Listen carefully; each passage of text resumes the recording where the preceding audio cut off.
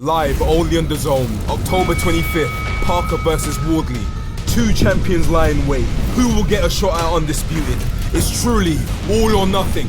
Parker versus Wardley, October 25th. Watch only on DAZN. Morning all, and what a morning it is. The sun's shining, it's a bank holiday here in Ireland, and it's fight night tonight. Fight night tonight, have a look there on screen. If you could, please consider hitting the like, hitting the subscribe, hitting the notification bell. It would really help me out. We've just hit 20k subs, 27k subs. I want to get to 30k. Also, tonight we are doing a live watch along. I am going to say tentatively 8:30 p.m. UK time. We're going live. We're going to be sitting over there. We're going to be watching this fight tonight. It will be shown live on DAZN pay-per-view. The link will be pinned in the comment section below. Let's talk about and give my final thoughts on Joseph Parker, Fabio Wardley. And the simple reason why I want to give my final thoughts on this fight is this week, I've been very busy this week. Obviously, me and Ade did 2 shows. I'm in the middle of a move. Not back home. I'm in the middle of a move to a new flat in London. So I've been busy getting everything sorted, getting everything set up. And I've got stuff over here. I'm not only home this weekend for the fight. I've got stuff over here I need to fix with my car and stuff like that. So I've had a busy last couple of days. So recording has had to take a little bit of a backward step, although saying that I've still got plenty of videos out. One of the videos I really wanted to do was I just make sure the mic is angled properly. I'm always weird because I'm not used to using these Rode mics, so I'm sure it sounds fine. One of the videos I wanted to do this week, which I didn't get a chance to do, was Joseph Parker, what weight would he come in at? Because I was theorising in my head, what's a good weight for Joseph Parker against Fabio Wardley, given the fact he was 267 against Martin Bakole, which originally was going to be Daniel Dubois.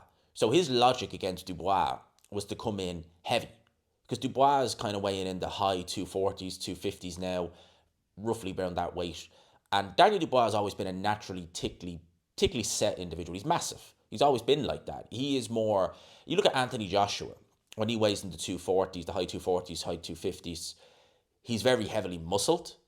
You can tell he lifts a lot of weights. Someone like a Dubois, a Joyce, they're muscly, but Joe Joyce is very muscly, and so is Dubois. But you can tell they don't have to lift a hell of a lot of heavy weights to get to that. They're just naturally big, tickly set guys.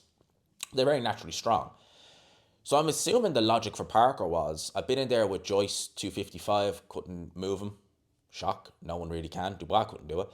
I've been in there with Zhang, 300 pounds almost, couldn't really budge him. Shock, man's massive. I've seen Zhang in real life. He is absolutely, it's not even funny how big he is. It looks genuinely like he's got a football helmet on inside his own head. He's massive. Shock horror, you couldn't push those guys back. You decide to weigh in 267 against Dubois. We don't know what would have happened on fight night, but you look good against a fat as hell, out of shape, ill-prepared Martin Bakole, and all of a sudden you think it's a revelation. That's what I'm assuming, because you've gone and done it again. I don't think it's a revelation, quite frankly. I think it's a hindrance. I've always said this about heavyweights. You tend to see heavyweights at a certain weight have their best performances, and you see it throughout the course of history. Muhammad Ali in the 60s and part of the 70s was in the 2 teens, right? Once he started getting older, and I guess, yeah, you could say with age you will fill out a bit more, but there was times in Muhammad Ali's career, certainly when he was past his prime, kind of post George Foreman, where he was in the 220s and he didn't look good. I think for 1 or 2 of his fights he might have been in the 230s, and he really didn't look good. His best weight was kind of in the high 2 teens. That was roughly his best weight. And late on in his career against Larry Holmes, he tried his best to get down to that. By then I think he already had Parkinson's, so it was irrelevant. But you get what I mean. Tried to get back down to it too little too late. Tyson Fury actually is a good example. When he came back after his hiatus, he was in the 270s. He didn't look, actually, to be honest with you, against Sefer Safiri, I had seen him look worse in the past. I really had. Like, that just shows. I think in the John McDermott fight, in the second fight, he looked aesthetically worse. And against that guy, Joey Abel, he looked aesthetically worse in those fights. But you could tell he was carrying a lot of weight still. And what he tried to do was, he tried to get down to a weight that he was against Klitschko. Never going to happen, just left him depleted.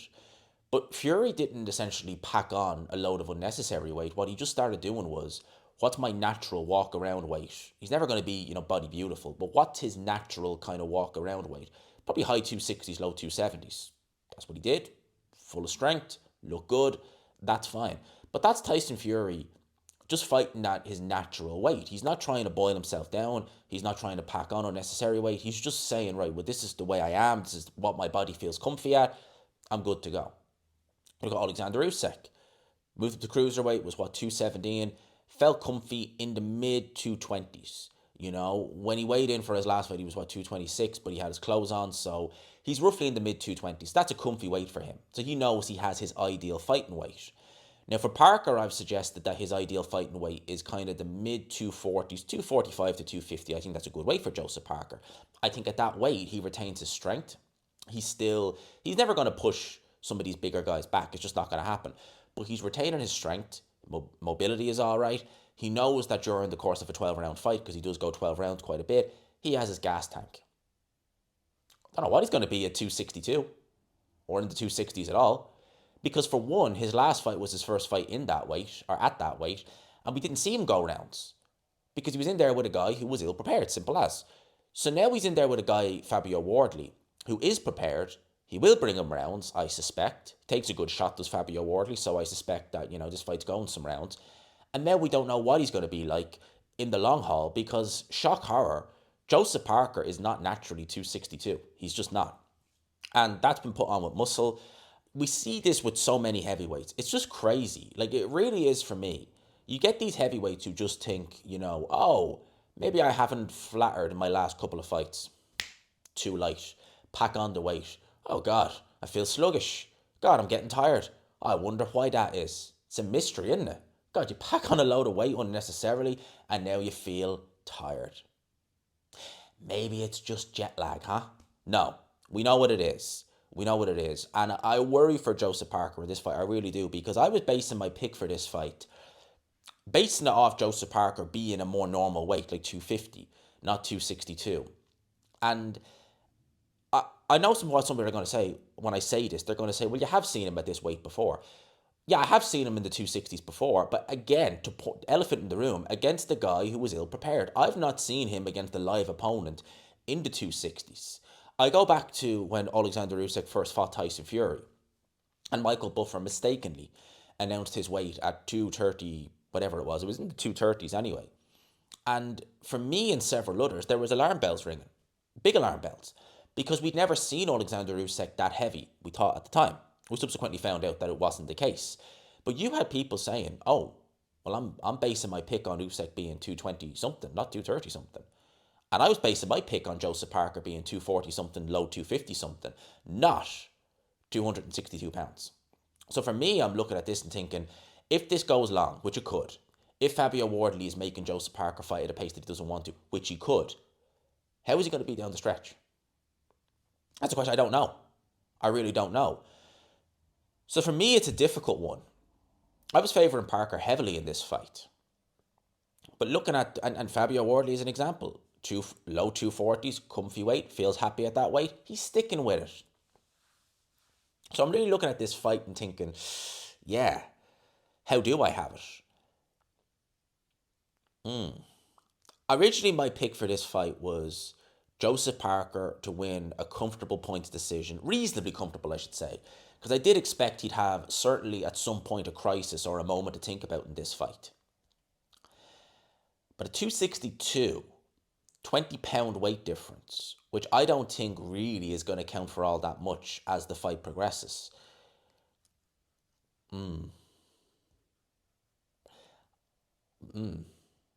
I am thinking here. My final thought is I will still side with Parker slightly, but this makes this fight a lot more competitive, certainly for me, than I originally foreseen it. Because again, I had Parker weighing in his normal fighting weight. Maybe, okay, we experimented with the Bacoli fight, maybe you look bigger, and certainly his shoulders looked a hell of a lot bigger, but I'm very much a stickler for, if it ain't broke, don't fix it. And it wasn't broken, so why are you fixing it? I still think Parker has the ability to win this fight, but down the stretch, if this fight goes long, it's going to get interesting. Because Fabio Wardley pulled it out against Justice Hoodie. Yes, Justice Hoodie made a mistake, but he still had the will, the resolve, and the gas tank to be able to find that shot in the 10th round after taking a shellacking for the previous 10 rounds. Justice Hoodie didn't get tired. He just got laxed.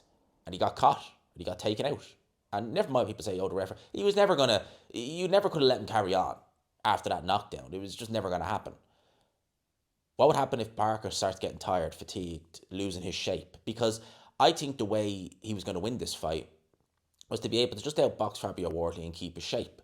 I don't know if he can keep his shape at 262 in a long fight, which this will be. So it's a very interesting one. But my final thoughts are Parker still wins, but it's a if it was 60-40 in Parker's favour before, it's maybe 45-55 now. It's a lot closer. So let me know what you're thinking in the comments. Has the weight of Joseph Parker changed your prediction for this fight? I'd be interested to know. Let me know your thoughts in the comment section below. I hope to get yous all into the live, as in yous are all locking in. 8:30 UK time this evening. Please, I will be putting it up on the community tab. I will have the live link or the live premiered or whatever you want to call it. It'll be there in the sub box in the hour.